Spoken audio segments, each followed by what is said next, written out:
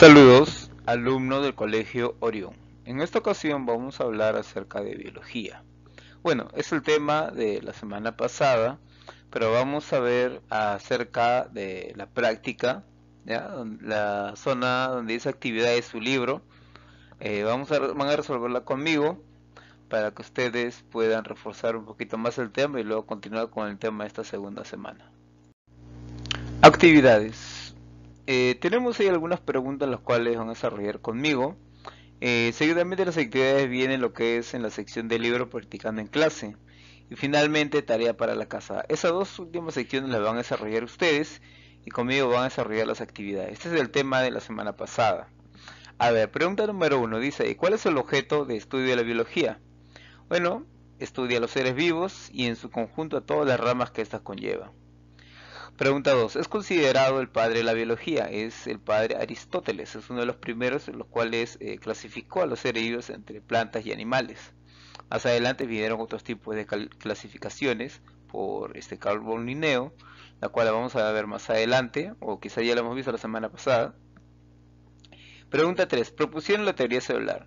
Theodor Schwann y Matthias J. Schleiden. Estos dos científicos dieron las pautas iniciales de lo que era un núcleo, una célula y cómo se deberían de comportar y cómo estaban formadas. Pregunta 4. ¿Qué estudian las siguientes ramas de la biología? Tenemos la botánica, la zoología, citología y bacteriología. La botánica es el estudio de las plantas y con plantas me refiero a todas sus subcategorías. Se estudia mediante qué tipo de raíz tienen, el tipo de hoja, el tipo de reproducción, etcétera.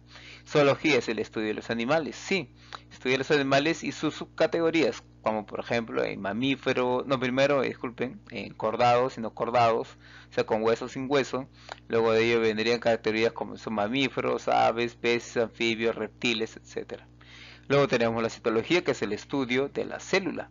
Estudia la célula mediante qué tipo de organismos conllevan este tipo de célula, ya sea célula procariota o eucariota, o sea, las evolucionadas o las menos evolucionadas. Luego tenemos la bacteriología, que es el estudio de las bacterias. Esta rama de la biología, la bacteriología, está siendo muy estudiada en estas últimas décadas, ya que se ven brotes de bacterias y de virus, los cuales afectan a la población mundial. Como el caso que es aquí en Perú, actualmente estábamos viendo esta gripe, ¿no?, de la bacteria por el COVID-19, que es un trastorno respiratorio. El tema de esta semana es ser vivo. Vamos a ver algunas características propias del ser vivo. ¿Qué es un ser vivo? Llamado organismo se compone de átomos y moléculas que forman una estructura organizada y compleja. Vemos en la imagen ahí un organismo vivo llamado, es un hongo, perteneciente al reino fungi. Este hongo tiene una característica en particular. Tiene características tanto de plantas como de animales, pero no es ni uno ni lo otro. Por eso está considerado en el reino fungi, ya que se comporta como una planta al tener la característica de una planta que no tiene movimiento visible, no realiza fotosíntesis, se alimenta a través de otro organismo vivo llamado el alga, realiza una simbiosis con ella para poder sobrevivir. Características de los seres vivos. Se dividen en 7 grupos: organización compleja, metabolismo, relación, homeostasis, crecimiento, evolución y reproducción. Estas características son propias de los seres vivos, ya que cada uno de ellos realiza cada uno de estos apartados para poder sobrevivir y ser funcional en un ecosistema. Organización compleja. Nivel químico: biomoléculas, bioelementos, mioglobina, virus de VIH. A ver, cuando hablamos de organización compleja y específicamente a nivel químico, vamos a hablar primero que nada de los bioelementos. Los bioelementos, ¿qué son? Son los elementos que están dispersos en el medio ambiente, están dispersos en el aire, en el agua, los cuales nosotros necesitamos para poder sobrevivir. Pero estos bioelementos muchas veces se encuentran no solamente únicos, o sea, separados aleatoriamente, sino se encuentran unidos a otros elementos. Esta unión de bioelementos se le considera biomoléculas. Estas biomoléculas son las que nosotros necesitamos para sobrevivir. Se dividen en 2 tipos, sean orgánicas e inorgánicas. Las orgánicas que contienen carbono, hidrógeno, oxígeno, nitrógeno en ramificaciones para que nosotros podamos llegar a sobrevivir, generalmente se encuentran en los alimentos que nosotros necesitamos. para que nuestro cuerpo sea funcional. Pero también existen biomoléculas, disculpen, inorgánicas, las cuales no tienen los elementos de vida, pero sí requieren nuestro cuerpo para sobrevivir. Como por ejemplo el agua. El agua no es orgánico, no tiene vida, pero sí necesita nuestro cuerpo para que tenga vida. Ahora, si hablamos del virus del VIH, el virus del VIH es un virus, es un organismo vivo, el cual es considerado un organismo poco evolucionado, pero que cuando infecta a un organismo vivo se llega a replicar tanto que puede llegar a afectar las funciones vitales de ese organismo vivo. Antes de continuar con organización compleja, me olvidaba acerca de lo que era la mioglobina. La mioglobina simplemente es la unión de las macromoléculas, disculpen, de las biomoléculas, las cuales unidas forman ramificaciones de estructuras complejas, pero que nuestro cuerpo requiere, como por ejemplo las proteínas, lípidos, ácidos nucleicos, son ramificaciones extensas con bioelementos como carbono, hidrógeno, oxígeno, nitrógeno, y también contienen fósforo, azufre, los cuales nuestro cuerpo necesita para poder sobrevivir. A ver, organización compleja, nivel biológico. Tenemos la célula, el tejido, órganos, sistemas, individuos. Cada uno de ellos es una parte esencial de su rama mucho más compleja que la otra. Como por ejemplo, la célula es considerada la unidad básica de la vida, pero la unión de células forman lo que es un tejido. Un tejido puede dividirse en tejido, por ejemplo, nervioso, en tejido conjuntivo, en tejido esquelético, etcétera. Ahora, la unión de estos tejidos con un mismo fin forma un órgano.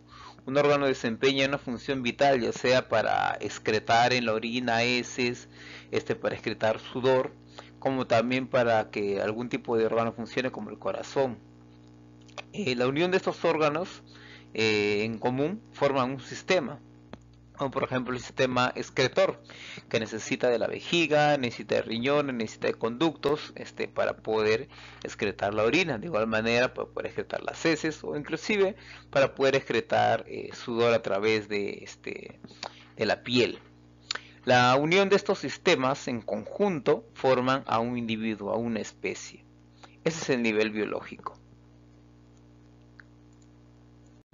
Continuando, organización compleja.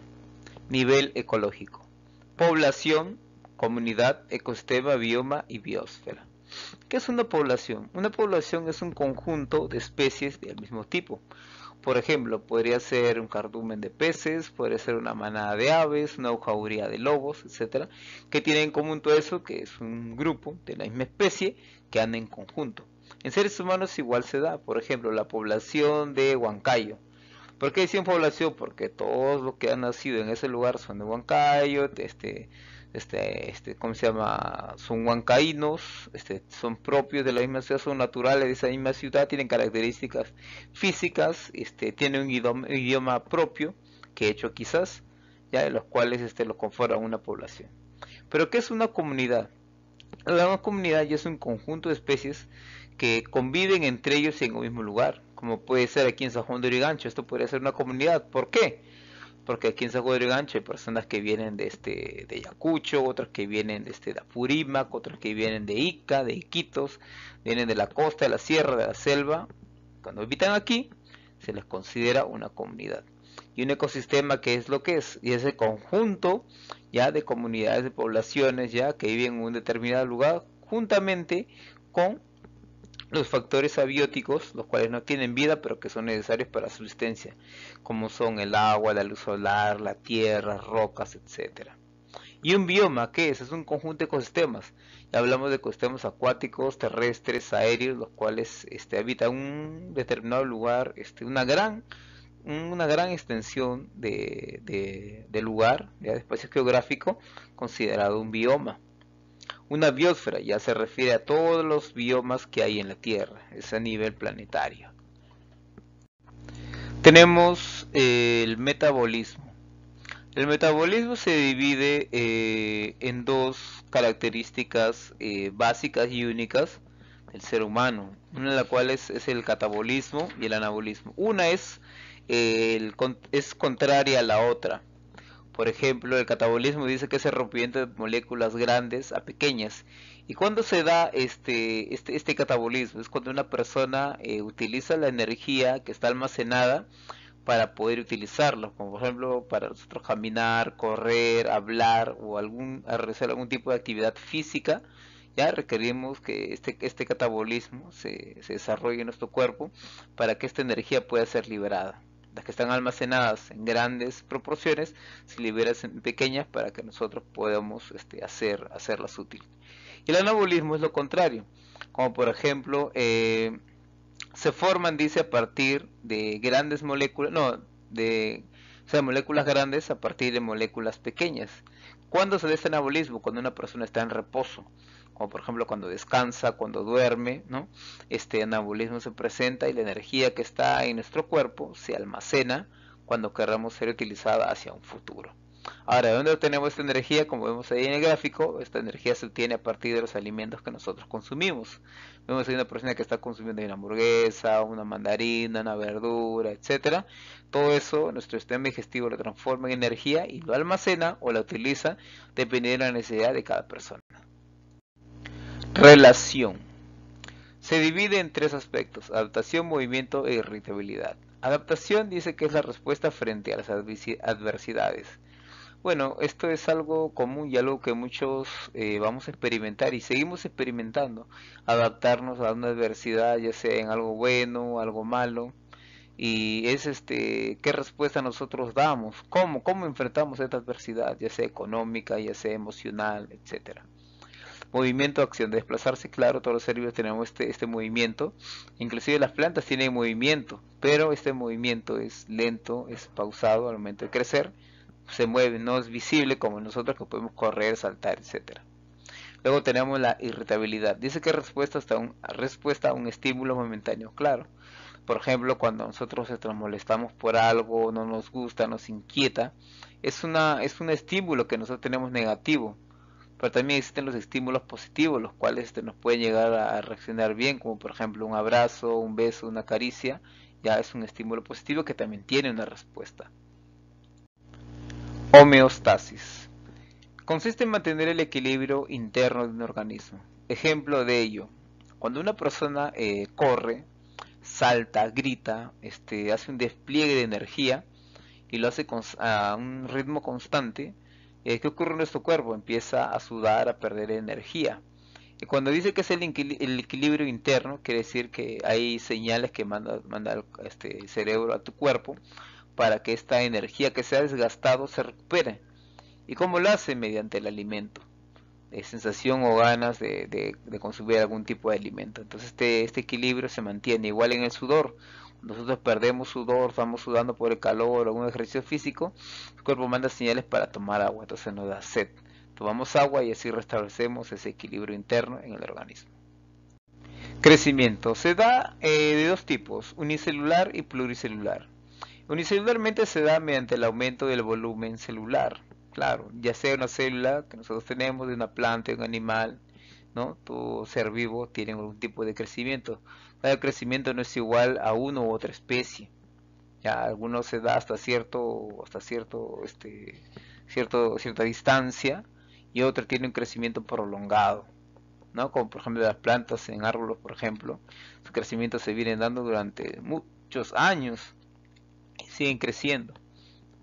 A nivel pluricelular se dice que se da por el volumen y el número de células. Claro, en los pluricelulares, como plantas, animales, el hombre mismo, el número de células crece, ¿no? Se desarrolla, aumenta, se replican hasta cierta edad. Pero llega a una cierta edad avanzada durante estas células, su crecimiento, su reproducción se limita, y al contrario de cuando éramos jóvenes o cuando eran niños, este crecimiento se ve menguado, es poco a poco, ¿no? Es pausado hasta que finalmente este ser vivo pierde la vida. Evolución. La evolución es el proceso continuo de una especie a través de una generación a otra. Cuando hablamos de evolución, no quiero tocar temas cristianos o religiosos. Yo respeto la religión de todas las personas, pero el tema de evolución nos dice que es un proceso continuo, ¿no? Han habido evidencias acerca y en la actualidad de que el hombre cada vez va evolucionando, se va adaptando a su medio ambiente, a su estilo de vida, ¿ya? Y cada vez más el hombre va mejorando continuamente, pero eso es lo que se contrapone, ¿no? Mejora en un aspecto, pero en otro aspecto desciende, ¿no? Evolutivamente, por así decirlo. Pero bueno, la evolución es este proceso, ¿no? Vemos ahí una imagen como el hombre había sido un primate y luego en la actualidad ya se convierte en un hombre. Es un proceso que ha ido, que no se ha dado de un año para otro, no se han dado de generaciones y generaciones por transformaciones minúsculas, las cuales han ido cambiando y llegado a ser el hombre que en la actualidad es. El tema del creacionismo, las personas que son religiosas, nos dice que el hombre fue creado, ¿no? Por un Dios todopoderoso, que no sufrió un proceso evolutivo, sino Dios lo creó desde un barro. Claro, eso es cierto, es una creencia, está bien, ¿ya? Pero el tema del día de hoy es evolución y esto es lo que dice la evolución. Reproducción. Se dividen en dos etapas, sexual y asexual. En la sexual intervienen dos progenitores y en la sexual solamente interviene un progenitor.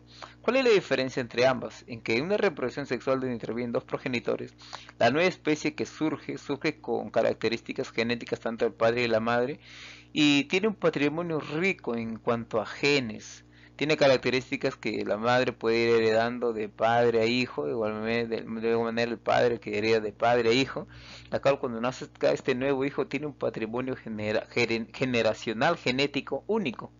Características que quizás él no sabría que tenía, pero estaban presentes ahí. Y en la sexual lamentablemente no ocurre eso. La nueva célula o el nuevo individuo asexual es idéntico al padre, no hay una variación en cuanto a lo que es, tiene el mismo tiempo de vida y es un tipo de reproducción menos evolucionada. Muy bien, van a desarrollar conmigo la parte práctica de su libro, donde dice, practicando en clase, dice ahí, pregunta número 1. Escribe los recuadros las características de los seres vivos. Bueno, esto lo hemos visto, que tiene relación, homeostasis, crecimiento, evolución, reproducción, organización compleja y metabolismo. Fácil, es lo que hemos visto en la primera parte. La segunda pregunta dice, escribe el nivel de la organización compleja respectiva. Son invisibles al ojo humano. ¿Qué nivel será? Bueno, el único nivel que se asemeja es el nivel químico, ¿cierto? Luego dice, son macroscópicos. ¿A qué tipo de nivel se referirá?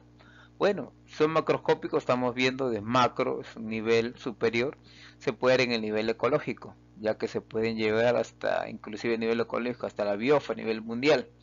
Luego dice, van de lo microscópico a lo macroscópico. Ya, bueno, ese podría ser el nivel biológico, ¿cierto?